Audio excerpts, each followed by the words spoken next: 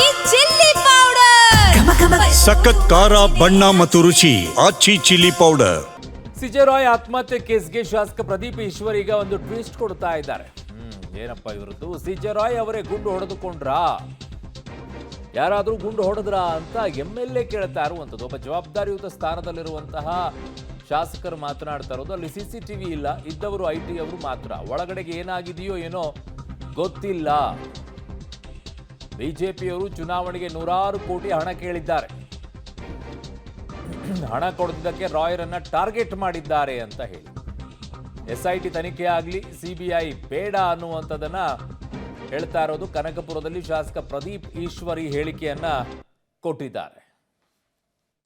ಕನ್ನಡದವರು gun ತಗೊಂಡು ಒಬ್ಬ ವ್ಯಕ್ತಿ ಶೂಟ್ ಮಾಡ್ಕೊತಾನೆ ಅಂದರೆ ಇವ್ರು ಯಾವ ರೀತಿ ಟಾರ್ಚರ್ ಕೊಟ್ಟಿರಬೇಕು ಅಂದರೆ, ನನಗಿರೋ ಮಾಹಿತಿ ಕೇರಳಗೆ BJPಯವರು ದುಡ್ಡು ಕೇಳಿದ್ರಂತೆ, ಇವ್ರು ಕೊಟ್ಟಿಲ್ಲ.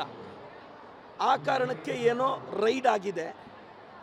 ಸೊ ಅದೇನಾಯ್ತೇನೋ ಗೊತ್ತಿಲ್ಲ. ನೀವು ಇನ್ನೊಂದು ಗೊತ್ತಿರಬೇಕು, ಶೂಟ್ ಮಾಡ್ಕೊಂಡ್ರ ಶೂಟ್ ಮಾಡಿದ್ರ ನಾವು ಯಾರಾದ್ರೂ ನೋಡಿದೀವ?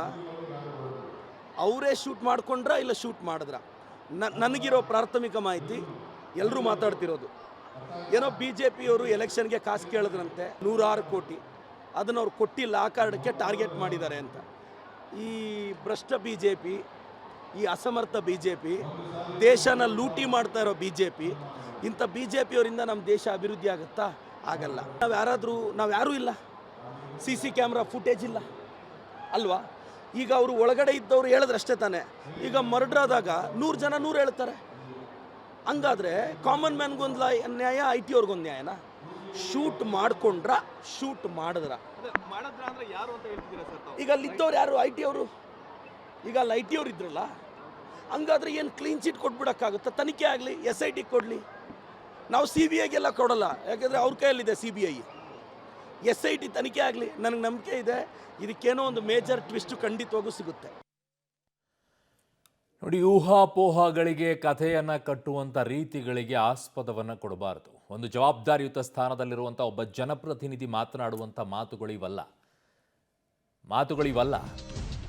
ನೀವು ಮಾತನಾಡುವಂಥ ಮಾತುಗಳು ಹೇಗಾಗುತ್ತೆ ಅಂತಂದರೆ ಬೇಡ ಬಿಡಿ.